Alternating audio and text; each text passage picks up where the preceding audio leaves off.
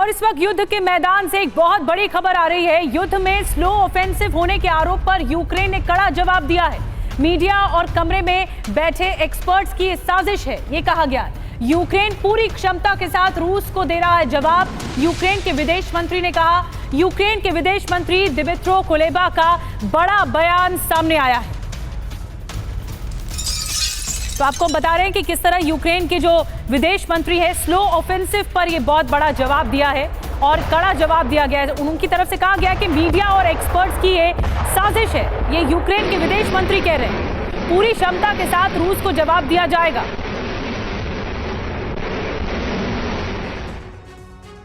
और रूस यूक्रेन युद्ध के 1.5 साल बाद यूक्रेनी सेना पर स्लो ऑफेंसिव होने के आरोप लग रहे हैं। यानी युद्ध में यूक्रेन धीमी आक्रामकता दिखा रहा है, धीमे तरीके से पलटवार कर रहा है। लेकिन अब यूक्रेन ने ऐसे आरोपों से इनकार किया है। आपको बताते हैं कि युद्ध में स्लो ऑफेंसिव क्या है और यूक्रेन ने कैसे इसे खारिज किया है। यूक्रेनी विदेश मंत्री कुलेबा का बहुत महत्वपूर्ण बयान है, जिसमें उन्होंने कहा कि पूरी क्षमता के साथ युद्ध लड़ रही है यूक्रेनी सेना। रूस को हर मोर्चे पर सही वक्त पर जवाब दिया जाएगा। स्लो ऑफेंसिव की बात मीडिया की देन है। स्लो ऑफेंसिव कमरों में बैठे एक्सपर्ट्स की राय है, यूक्रेन और सहयोगी देशों के मंत्रियों की राय नहीं है। धीमे जवाबी हमले पर यूक्रेन में कोई शिकायत भी नहीं है। स्लो ऑफेंसिव के आरोप यूक्रेनी सैनिकों का अपमान है।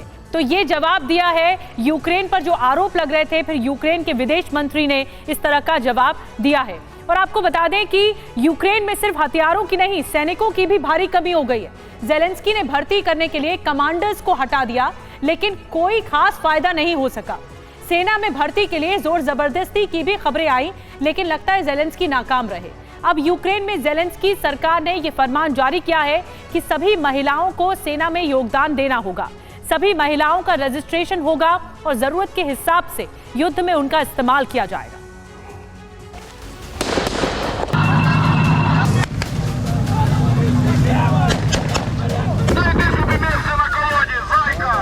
ये यूक्रेनी लड़कियों और महिलाओं का वर्तमान है और अब भविष्य कैसा होने वाला है ये भी देख लीजिए। जंग ने यूक्रेन की इन खूबसूरत महिलाओं की जिंदगी बदल दी है। अब फैशनेबल कपड़ों की जगह इन्हें वर्दी पहननी होगी।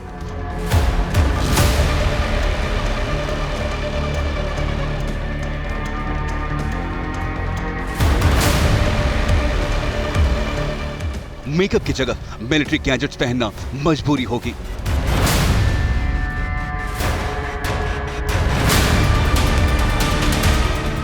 यूक्रेन की लड़कियों ने भी अपने करियर को लेकर कई ख्वाब देखे थे, उसे पूरा करने की कोशिश में थी और कुछ कामयाबी भी हासिल कर चुकी थी। लेकिन अब सबको देश के लिए लड़ना होगा, इस लड़ाई का भागीदार बनना होगा। गोली भले ही चला ना सकें, लेकिन युद्ध के मैदान में किसी न किसी तरह से मदद करनी होगी, क्योंकि ज़ेलेंस्की सरकार ने ऑर्डर जारी कर दिया है।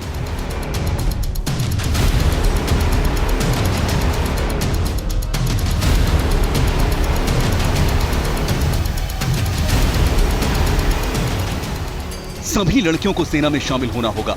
सिर्फ 60 साल से अधिक उम्र वालों को छूट है। सभी महिला डॉक्टर, नर्स को युद्ध में जाना होगा। महिलाओं को युद्ध की ट्रेनिंग लेकर मोर्चे पर जाना होगा।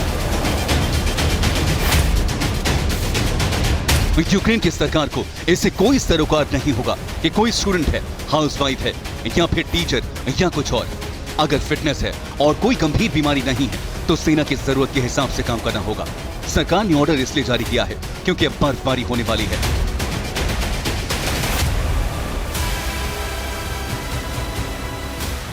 बर्फबारी में युद्ध की रफ्तार थम जाती है।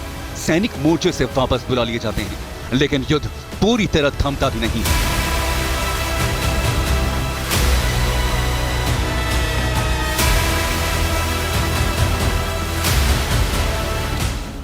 बर्फबारी के दौरान पुरुष सैनिक आराम करेंगे। सैनिकों को परिवार के साथ वक्त बिताने का मौका दिया जाएगा। मामूली जख्मी सैनिकों का इलाज करवाया जाएगा। पुरुष सैनिकों को आराम मिल सके, इसलिए अभी से महिलाओं की भर्ती शुरू कर दी गई है। ज़ेलेंस्की को अच्छी तरह पता है कि देश की ज्यादातर महिलाएं सेना में शामिल नहीं होना चाहती। यही वजह है कि यह नियम पूरे देश के लिए लागू कर दिया गया है। यानी 18 से ऊपर और 60 से कम की सभी महिलाओं को युद्ध लड़ना होगा।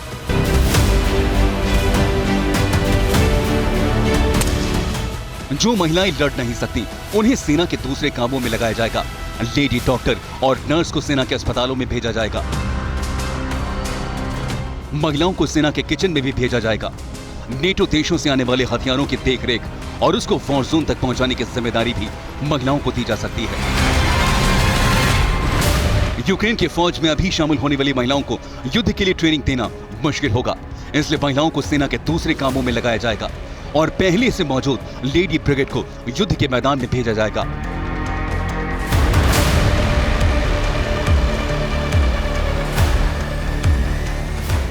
यूक्रेन में अब आर्मी में महिलाओं की तादाद 60,000 है।